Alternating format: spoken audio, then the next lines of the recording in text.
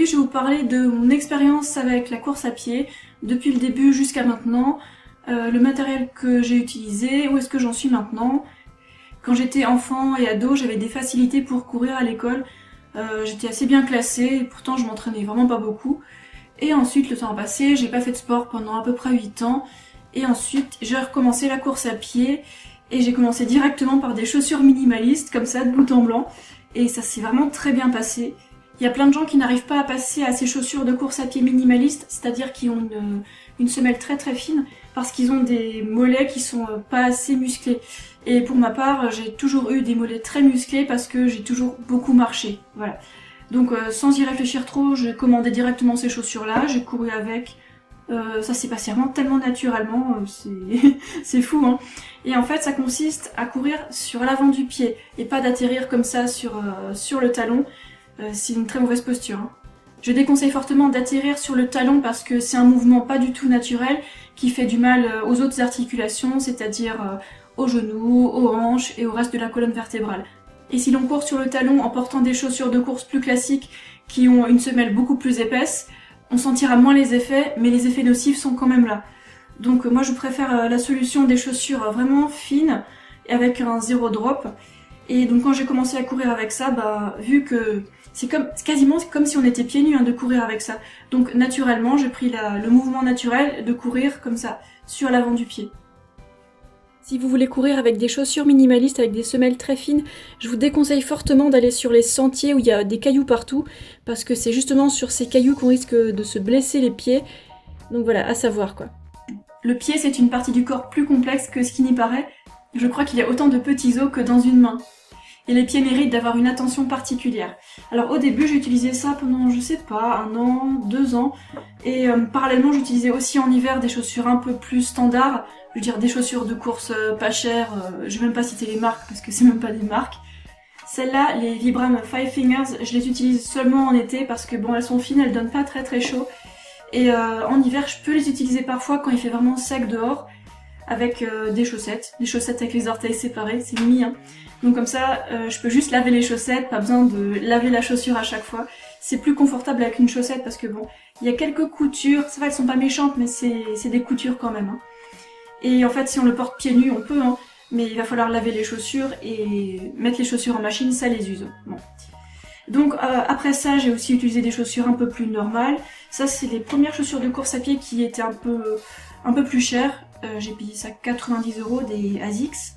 Là, j'en avais un peu marre d'avoir des chaussures bon marché qui commençaient à me faire un petit peu mal et qui tenaient pas très longtemps. Bref, c'est avec celle-là que j'ai commencé à courir un peu plus longtemps.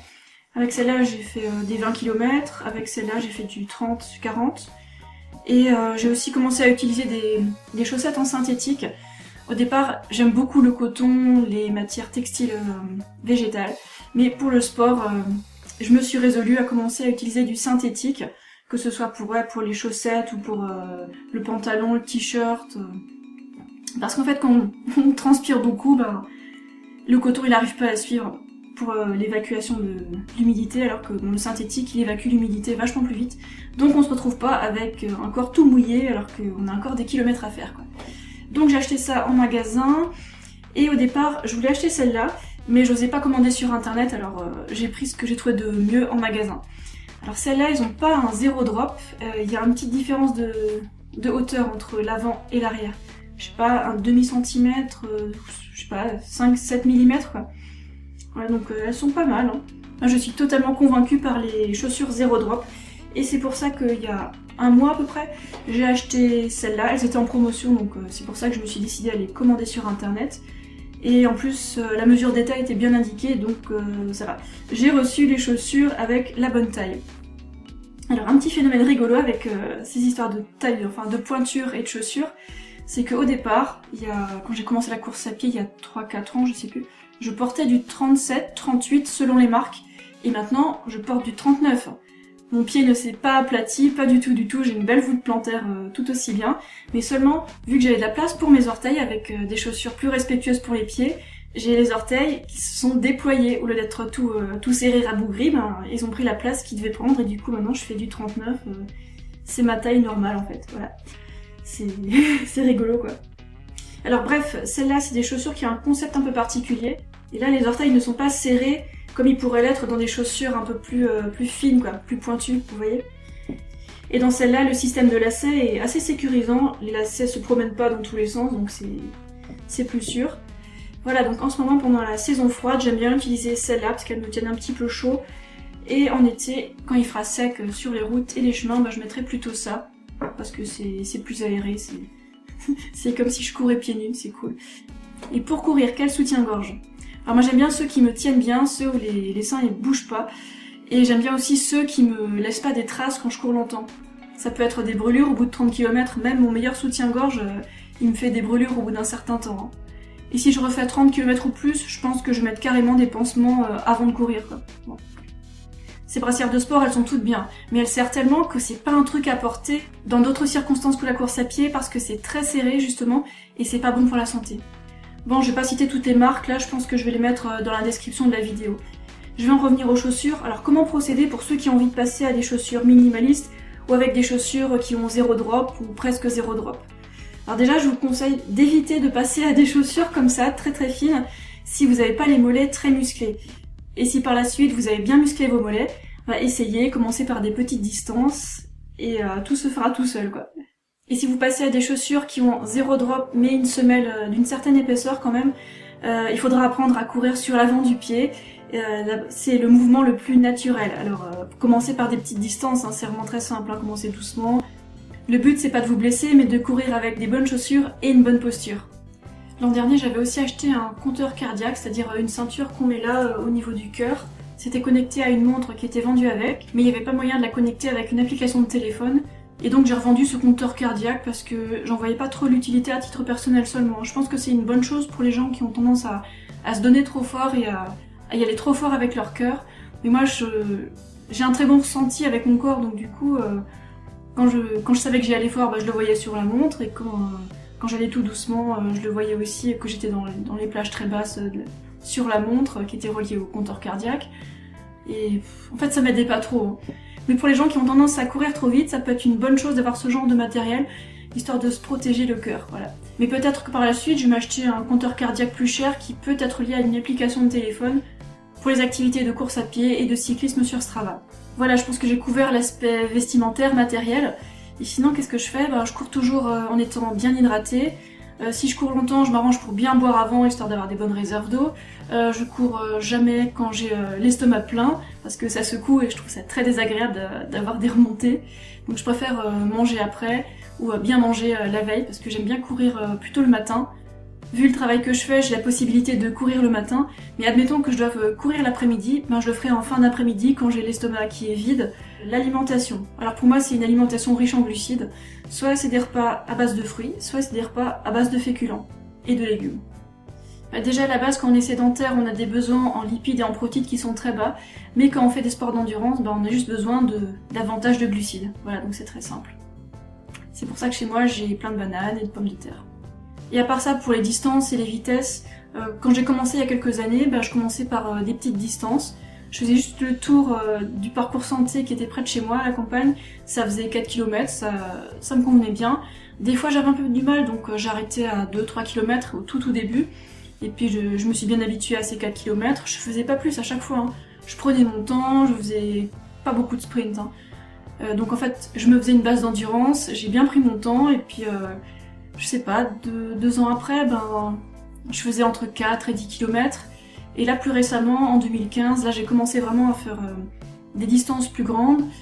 Donc j'ai commencé à faire plusieurs 20 km, 30 km, une fois un marathon. J'étais super lente, hein. Je pense que j'avais peut-être pas le niveau. Et je pense que c'est important de faire les choses en prenant son temps et de pas vouloir tout de suite être un super sprinter, trailer, faire des grandes distances très vite. Moi j'ai préféré prendre le temps de me forger une musculature, histoire de courir en étant à l'aise, en prenant du plaisir. Et ah oui, pour la vitesse, oui, je prenais mon temps au début. On va dire que je faisais pas de sprint, mais je traînais pas non plus. Je courais à une vitesse normale de croisière, enfin normale pour moi. Et puis là, ces derniers temps, ça dépend. Des fois, je vais lentement, des fois, j'y vais un peu plus vite, histoire de tester mes limites. Après, je teste jamais vraiment mes limites, hein. J'ai pas envie de me faire mal en courant trop fort, trop vite. Et ce que je fais depuis juste quelques mois, je commence à courir en pente de temps en temps. Donc je vais voir dans les montagnes qui sont derrière chez moi, je commence à courir en pente.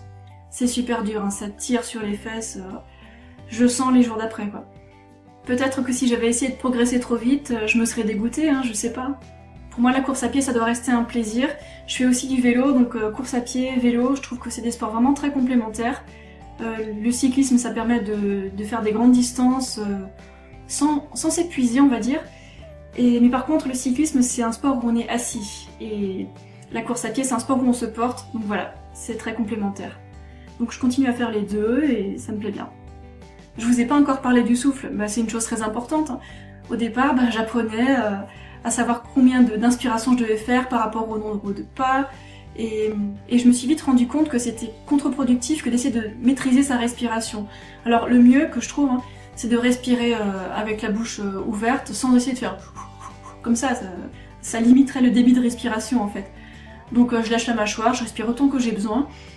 Selon la difficulté de la course à pied, je respire à une fréquence plus ou moins élevée.